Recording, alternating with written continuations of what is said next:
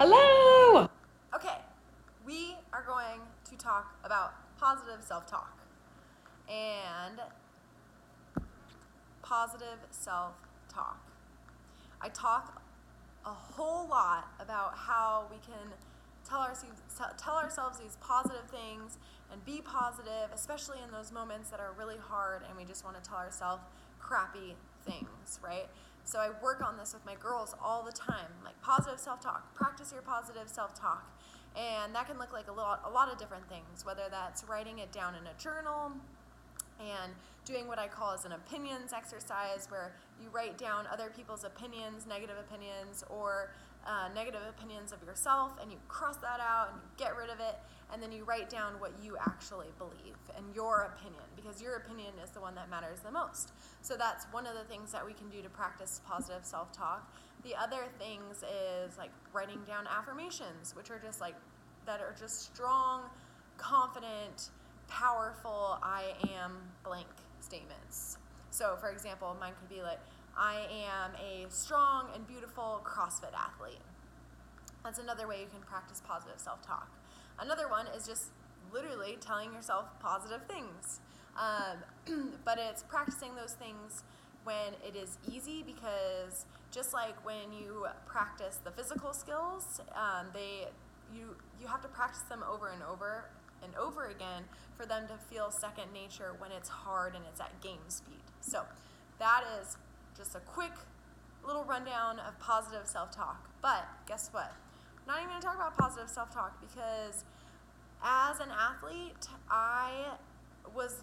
when I mess up, the first things going through my head are awful. They're negative.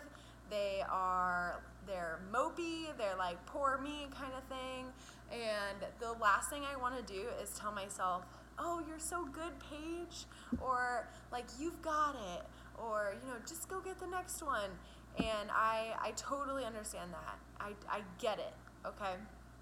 I get that is not what we want to tell ourselves. We want to be stubborn and frustrated, and that's okay, because being in that angry, frustrated, pissed off mode right after you fail, or after you are challenged or something bad happens, that mode is just natural. It's normal, okay?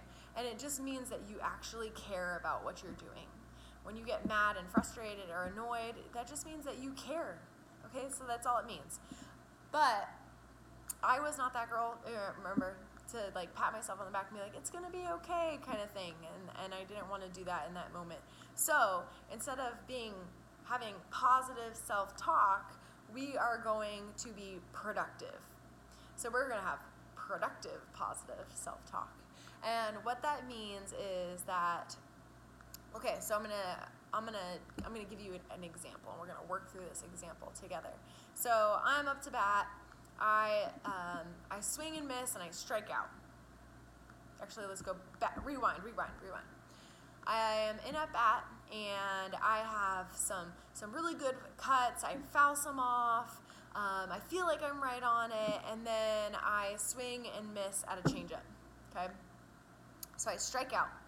On that changeup. That pitcher, like, she's got a really good changeup, and I struck out. And at first, I'm pissed, right? Like, I didn't get a hit. That's not my standard. Like, I came up here to get a hit, and I didn't, and now I'm really frustrated, and I'm mad, and I feel like I can't do it, and all of these things, all these emotions running through our head. And that's okay. You can take a moment to be angry, but give yourself a timeout. And what that means is, after the fact, after you're angry and frustrated, and give yourself some time to sit in that. Don't sit in that for too long, okay?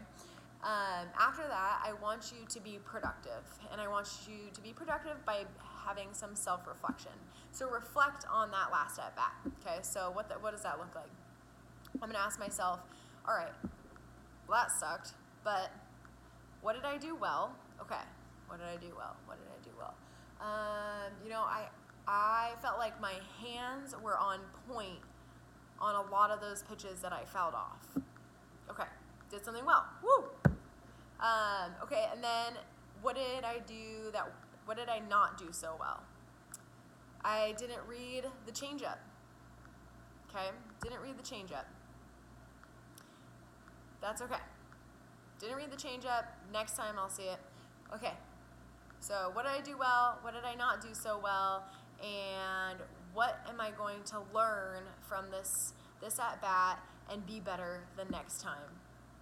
And that is going to be that I'm gonna be aggressive on those first pitches, and I'm gonna make connection on those first pitches, or maybe see the changeup out of her hand and sit back and hit that changeup. Whatever it is, learn from it and move forward so that you can perform the best that you possibly can in that next at bat, or whatever that next thing is in your sport, with the next play.